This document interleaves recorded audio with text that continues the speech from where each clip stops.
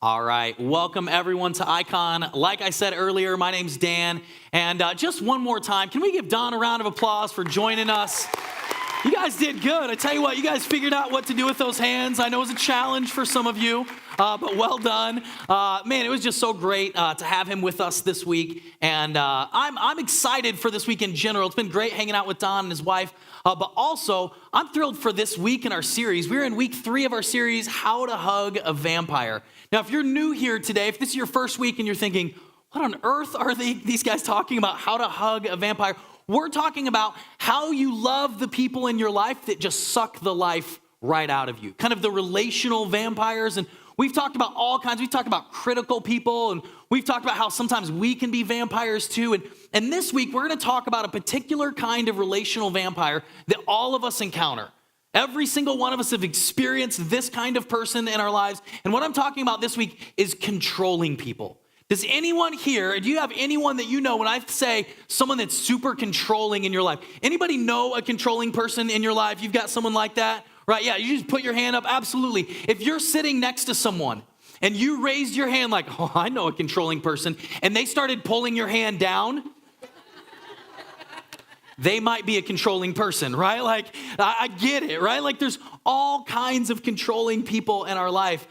Growing up, my mom and dad told me stories of early on in their marriage and early on when us kids were young that my grandma could tend to be a little bit controlling. For instance, this is how sometimes it fleshed out. Like, she would come over to watch us kids. Grandparents are amazing when they do that, so my parents could get out. Now, here's the thing. At your home, at your house, your cabinets that you have all your glasses in, do you put your glasses upside down or right side up? Upside down. Yeah, because you're not a monster, right? Everyone puts their glasses upside down, but for whatever reason, my grandma had all of her glasses right side up in her home. So I kid you not, she would come over to watch us and go through my parents' cabinets and change every single glass right side up, all the mugs. And so my parents would get home and be like, again, like have to turn them back over. And not like that's just the beginning. There was one time that my parents were gone for a little bit of an extended trip, and they came back, and my grandma really thought our dining room could really use some wallpaper. So I kid you not, while my parents were gone, my grandparents wallpapered an entire room in my parents' house. Yeah, like that just right there. And there was another time that she didn't like our haircuts as kids, so she cut all of our hair. So my parents would come back and the glasses are changed, their rooms are changed, their children are changed. Like, you just never knew what to expect. And I don't know about you, maybe that's a little extreme. Maybe you don't experience that type of a controlling relationship. But I think all of us know what it feels like when someone tries to step into our life and determine what's best for us as if they know best. Right? Like, we all experience this to one degree or another. Maybe for you, it's a spouse and they keep getting on you about the same thing over and over, and they're trying to control something. Maybe it's an in-law that thinks you should parent a certain way or thinks you should prioritize certain things. Or maybe you have a boss, Icon staff, you can keep your mouth shut, that's super controlling, right? And they're like nitpicking about everything and they're micromanaging everything. It doesn't happen here, but there are some things I'd like to talk to you about, staff. But right, they just micromanage everything. And just because it's the way they do it, they think it's the way you should do it. One of my friends kind of acknowledged, I remember walking into his house and seeing this sign and thinking it was so appropriate because he knew, and he was a bit of a micromanager, that he was always right. He could be a bit of a control freak. And he had this sign up in their kitchen. I don't know why his wife let him have it up there, but it said, "I'd agree with you, but then we'd both be wrong." Right? Like, that was kind of his motto for life. Like, listen, I'm right. This is the right way. And we all know people like that. So the question is, what do we do with that? How do we identify people like that? And controlling people use a few behaviors. They use a few tools, a few weapons in every controlling relationship. And it shows up in a couple of ways. Sometimes it shows up in the form of threats, right? If you don't do this, then I will. You better do that or else. Right? We know these kinds of threats, and sometimes it's direct threats. Sometimes it's kind of veiled threats. Maybe the consequence of the silent treatment, the cold shoulder, maybe those passive-aggressive comments. You ever got those before? Like, in one way or another, these threats that are coming across, that it's made clear that you'd better behave in a certain way. You'd better make particular choices that they want. They're trying to control that relationship. Another tool that's often used is guilt. Guilt, right? Man, if you really loved me, I'd really like this. Gosh, if you really cared. And it's this kind of guilt trip. Maybe it's a grandparent for you, and it's like, you don't call enough, right? Apparently you're too busy with your life to call me, right? Or college students, maybe you're away, and mom and dad are upset that you're not calling quite enough because, quite frankly, you're probably not calling quite enough unless you run out of money or need laundry done, right? And they're like, hey, listen, do you even care? Maybe you've heard like, I could be dead for 2 weeks and no one would know, And it's like this guilt trip, right? And you're like, oh my gosh. Controlling people use threats and they use guilt. And the thing is, controlling people are nothing new. Like there have been controlling relationships from the dawn of human history, from the moment that caveman invented cave toilet with toilet seat on it. Cave woman has been trying to control him to leave the seat down, right? Maybe the women could leave the seat up for us so we don't pee on it, but that's another conversation. I'll leave that out there. That's another day. But listen, it's been around forever. In fact, if you've ever been in a relationship where someone's tried to control you or make choices for you, you're actually in good company. Because even Jesus, if you're a follower of Jesus, the person who is the Son of God was attempted to be controlled by his followers. People that were disciples of his tried to control Jesus, tried to have a controlling relationship on him. And I'm telling you, what we see in this interaction with Jesus and some of his followers is a master class in how to respond when someone's trying to control you. And I want you to look at this interaction that Jesus has, and watch what happens and watch how Jesus handles this situation. What's going on right now is Jesus has his disciples. These are his closest friends. These are his students, his followers. They want nothing more than to be more like Jesus. And Jesus starts to tell them, hey guys, I've got some bad news. You see, we're going to be going into Jerusalem, and the people in Jerusalem aren't real happy with me. The religious authorities, the religious leaders of the day, they're not real happy with the message I've been preaching. In fact, they're so unhappy that I'm probably going to be arrested.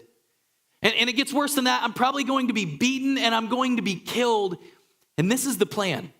And his followers, they don't get it. They're like, no, Jesus, you're supposed to set up like a kingdom here on earth. Like you're going to be like Caesar and we're going to be like the rulers. That's how this is going to happen, right? And Jesus is going, yeah, I got some bad news. It's not going to go real well for me. And if you're trying to be like me, the insinuation is it may not go that well for you. And one of his followers, a guy by the name of Peter, who I love him because sometimes he can tend to be a bit of a hothead, but Peter actually pulls Jesus aside and he's like, no, Jesus, you've got it wrong. Look at this. Peter took Jesus aside and began to rebuke him. Peter pulls Jesus aside. Jesus is like, listen, I'm going to die in Jerusalem. And Peter goes, oh, time out. Jesus, come here. Let me talk to you real quick, right? And he pulls Jesus aside. And just as an aside, many times that's what controlling people do. They try to isolate and pull you aside so that other people can't see their controlling behavior. So just kind of watch out for that. And Peter kind of pulls Jesus aside and begins to rebuke him. So Jesus, you've got this wrong. I'm so sorry. It's cute. It's cute, Jesus. It really is cute that you think that's going to happen, but here's how this is going to work out. So Peter starts laying this out to Jesus and rebukes him. And the thing is, Peter's no dummy. Like he's pretty intelligent and he knows what's going on. In fact, moments before this, I kid you not, if you read it, moments before Peter rebukes Jesus, he wins at Jesus' jeopardy. Right? And you may not know what Jesus' jeopardy is, but how this works is Jesus is quizzing them, right? He's like God of Alex Trebek, right? And he's like asking them these questions. And he's saying like, hey, I'm curious. Who do people say I am? People start giving these answers. And some people say you're, this person that's kind of been reincarnated. Some people say you're this person. Some people say you're a prophet. And they're giving them these answers. And Jesus turns to Peter. He says, Peter, who do you say I am? Peter steps back for a moment and he responds. Simon Peter answered, you are the Christ, the Son of the living God. And Jesus says, listen, guys, this is important. This is a big deal. This has not been revealed to you by any other human, Peter. This has been revealed to you by God. It's this moment. This is one of the first times that one of Jesus' followers puts it together and realizes Jesus is the Son of God, and he makes this declaration. So Peter knows that Jesus is the Son of God. And then Jesus says, hey, listen, I'm going to suffer and I'm going to die. And Peter's like, oh, no, you're not. Son of God, come with me. Let me tell you how this is going to work. And what we see and how Jesus responds is, again, this masterclass of how we respond, what we do, and what we say in a moment like that. So I want to give you some tools to how to handle controlling relationships. When you find someone that's controlling in your life, whether it's a friend, whether it's a family member, whether it's a colleague, a coworker, a boss, whoever it is, if you have those kinds of relationships in your life, and I know you do because you're human, here is how we respond. Number one, first and foremost, you must be confident in who you are and what matters most to you. It has to start here. You've got to be confident in who you are and what you're called to do, what matters most to you. This is exactly what Jesus did. Jesus responds when Peter rebukes him, and he responds with this. He says, you don't have in mind the concerns of God, but merely human concerns. Jesus very acutely defines what's happening. And he's saying, Peter, your priorities are not my priorities. And we see Peter's priorities later on. Later, when Jesus is actually arrested, we see the fruit of what Peter wanted to do. Peter pulls out a sword and he uses violence. And Jesus says, no, I've said it before, enough. My kingdom is not a kingdom of violence, but it's one of love and self-sacrifice and forgiveness and grace. So Jesus is saying, Peter, your priorities are not my priorities. And we must be confident enough and know who we are enough that when someone's trying to control us, to be able to say, listen, I'm not saying they're bad people. I'm not saying they're ill-intentioned, but you're just saying those priorities that you have that may even be good priorities are not my priorities. You must clearly define for yourself what your priorities are. You see, you can't make that distinction until you make clear what your priorities are. You can't distinguish between what is and isn't your priorities. If you haven't clarified for that for yourself and someone says, hey, you should do this, it's like, okay, I've got nothing else. Maybe that is what I should do. You see, and it starts with us. That's where all of this always begins, is it always comes back to us. Because there's something that every controlling person has in common. Every single controlling relationship here in the church, all of you, all of us, everyone across the planet, every controlling person has someone who allows it. They all have that in common. If someone is in a controlling relationship, that means there's someone that's allowing that control to take place. So we have to realize if you're in that kind of relationship, you have to recognize that. And you have to prioritize, you know what? No, I know who I am. What if Jesus was codependent? Right? Like, what if Jesus' self-worth was determined by what Peter thought of him? Right? And all of a sudden, Jesus is like, really? Peter, you don't think I should die? You don't think I should go to Jerusalem? I mean, it is all of humanity, but I guess you're right. Like, how should we do this, Peter? What do you think we should do? What if we had some Jesus that was all codependent? Like, what do you guys think I should do? No, Jesus is strong. And he knows what he's called to do. He knows what his priorities are. And then the second thing that Jesus does that we must do is we got to know when to draw a line in the sand. We got to know when to say, listen, enough. This isn't going to be how this happens. Look at what Jesus does. Jesus is off with Peter, and he says, hold on, no. Peter, we got to clarify some things. And if you're thinking this, maybe the rest of them are thinking this. So we're going to have a group talk. We're going to have a little family meeting here. And here's what Jesus says. Jesus said to his disciples, whoever wants to be my disciple, it's like, I'm going to tell you, this is how my priorities work. You must deny themselves and take up their cross and follow me. For whoever wants to save their life will lose it, but whoever loses their life for me will find it. What good will it be for someone to gain the whole world yet forfeit their own soul? Or what can anyone give in exchange for their own soul? And he's saying, listen, you've got your priorities twisted. I'm going to draw a line in the sand and say, this is what it means to follow me. But if you want to find your life, you give it away. And if you try to save your life, if you try to look out for you first, you're going to lose everything. Jesus is defining what his priorities are. He's drawing a line in the sand. Actually, the very first thing, if you go back and read this, the first thing that Jesus does, right? So if you ever have, Peter's trying to control Jesus. Peter pulls Jesus aside and rebukes him, challenges him. So if you ever have someone trying to control you, Maybe it's a spouse. Maybe it's an in-law. Maybe it's a boss. You know what Jesus said? His first response was, he said, looked at Peter and said, "Get behind me, Satan." So the next time your boss, the next time your in-laws, the next time your spouse, actually, never mind. No, don't do that. Jesus can do it because he's Jesus. It's going to go really bad if you try to use that logic on someone else. So don't look at your boss and go, "Get behind me, Satan." You're fired. It just doesn't go well. You're going to be sleeping on the couch if you say that to a spouse. It goes real bad. So that's the first thing that happens. But then Jesus pulls him aside and he clarifies. He says, this is how this is going to work. We have to realize that we're a part of it. In fact, the moment you allow yourself to be controlled is the moment you lose yourself and no longer belong to yourself. Jesus said, no, I know who I am. I'm confident in why I am here. And when we let someone else control us, we're just giving that away. And we have to realize sometimes there's temperaments that are more prone to that. Sometimes there's some people in this room, probably some of you are more prone to this than other people. I, for one, in an honest moment, I am confident in what I'm called to do. I am confident in who I am supposed to be. But my natural leaning, I'm like, if you're about like the DISC test, I'm a high I. The old personality test, I'm a sanguine. I'm a 7 on the Enneagram. All of that means I'm super extroverted. I love to have fun. I want everyone to have fun. Like my best day is when everyone's having their best day. I can tend to be a people pleaser. You know what I like? I like people to like me. Like that's just who I am. I have to know that about myself. Anybody else, just in a moment of honesty, any other people pleasers out there? You just kind of naturally default to that? Some of you raised your hand just because you thought I wanted someone else to raise their hand with me. And you're like, I don't want them to feel bad. I'll raise my hand. Yeah, it's good that it's up. Keep it up, right? Like, yeah, some of us, we just kind of naturally lean that way. And that's not bad. There can be good things about that. But that will make ourselves more likely to be controlled by other people. When we tend to be people pleasers, we've got to belong to ourselves. We have to be confident in who we are and what our priorities are.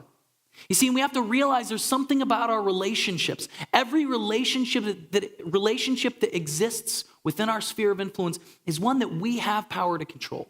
See, the relationships you have are a combination of what you've created and what you've allowed. So if you find yourself in some controlling relationships, you've played a part in that. All relationships are a combination of what we've created with that person and what we've allowed with that person. So if we realize we're in a controlling relationship, then the onus is on us to do something. In fact, if you don't like what you have, you've got to change what you build and what you accept in your relationships. If you don't like it that you're in a controlling relationship, then you should do something about that.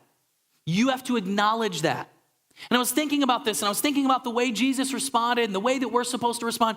And I was thinking about controlling relationships, and it reminded me of a relationship I have that if I were to let it, would be a controlling relationship. It's not a controlling relationship, but if I allowed myself, it could absolutely be that way. You know what that relationship is? You see, I have a 3-year-old. And you know what every 2-year-old and every 3-year-old wants to do? Control everything, right? If you're a parent or a teacher or you've ever been around kids, you know this, right? A kid wants to do what they want to do, when they want to do it, for as long as they want to do it, right? Like Landon tries to control our relationship. He told me last night, "Daddy, I don't want to go to bed. Beds are stupid." Like he's like, "No, like I know how this works." When he wants candy now. He wants a treat now. If I would let him, he would control every relationship he's in. He's trying to discover himself. He's trying to discover how relationships work. So you know what I want you to do? I was thinking about this. I was thinking, how can I boil this down? I want to give you something that's portable, that's memorable, that you can walk out of here. And when you find yourself in a controlling relationship, this pops into your head and you say, you know what, I can do this.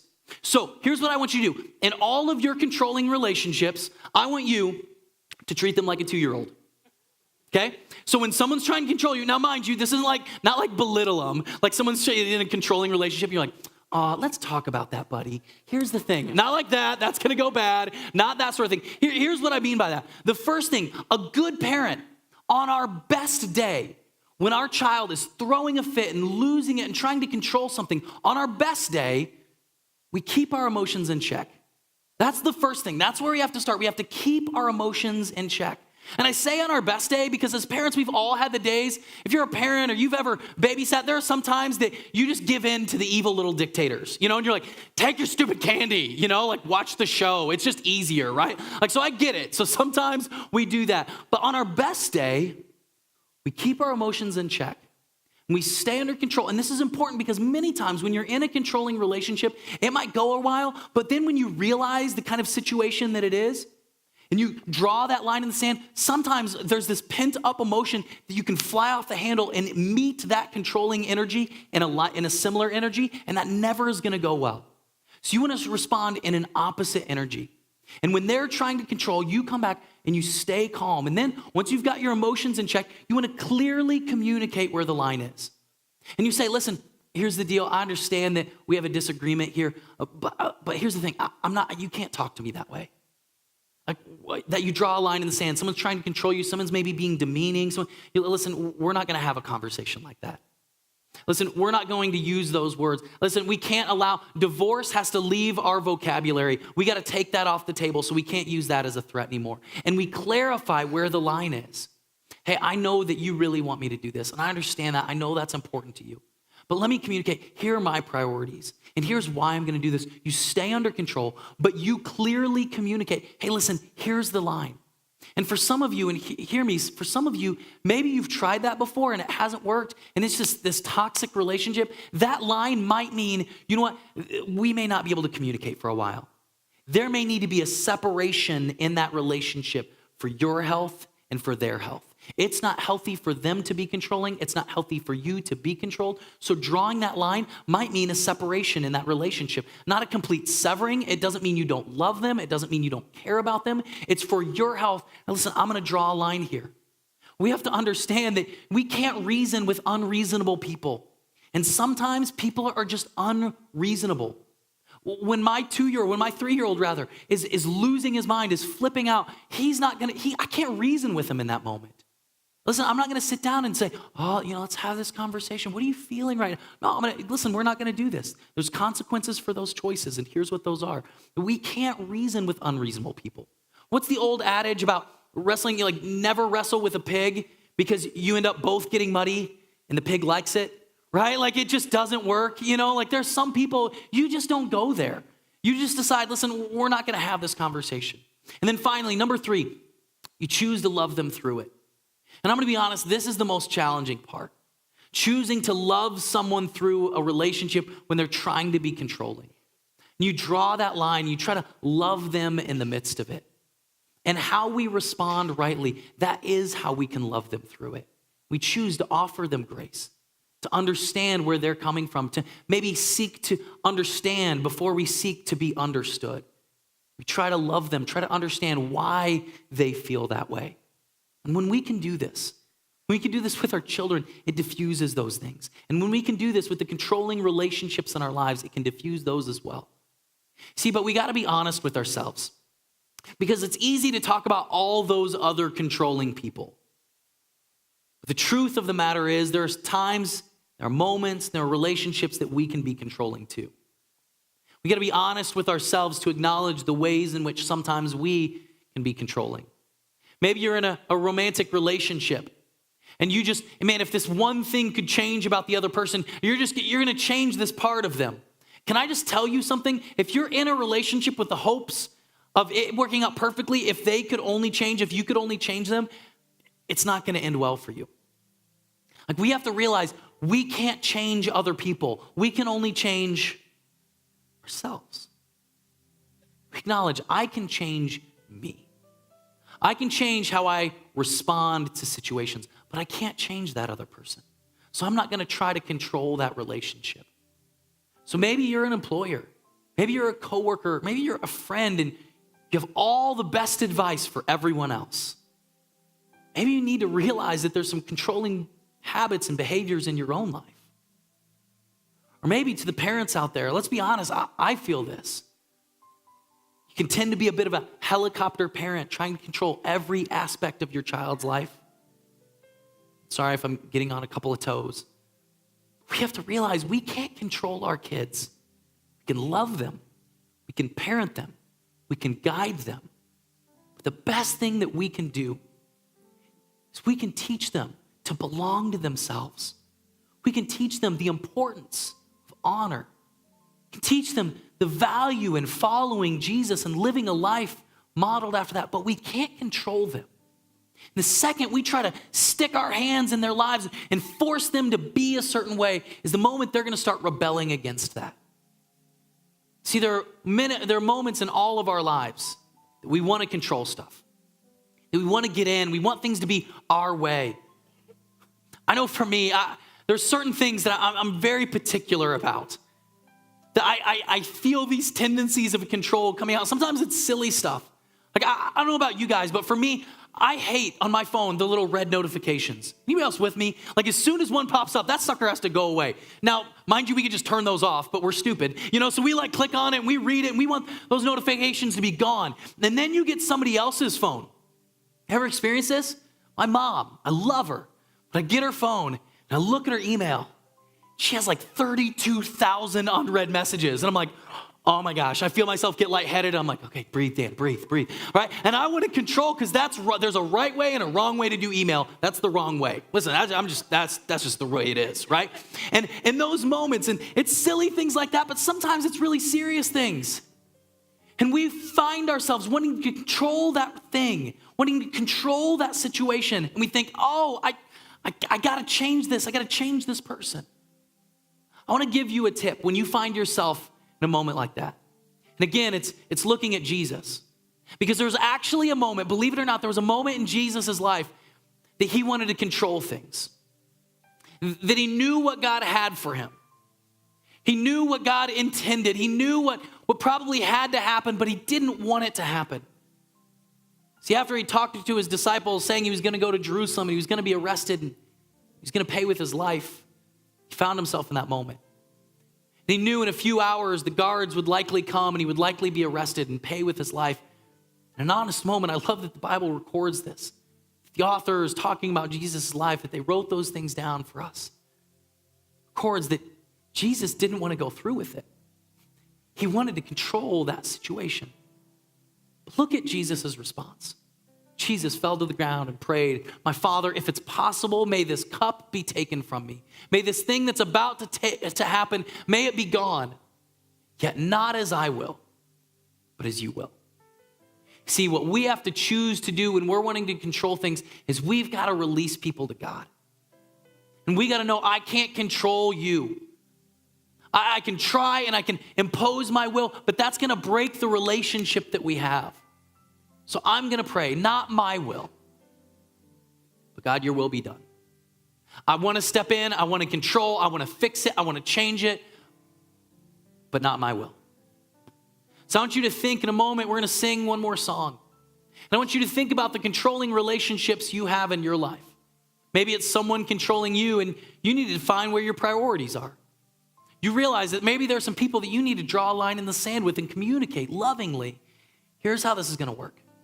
Or maybe you find yourself wanting to control things that you shouldn't control. And you need to pray that prayer that Jesus prayed and take your hands off and say, God, not my will, but Lord, your will be done. So wherever you find yourself at this morning, whatever your situation, circumstance, in a moment as we would just reflect on that, I'd like to pray for you. You can think about how best you can respond as we go out from this place into our lives. Amen? Let me pray for you.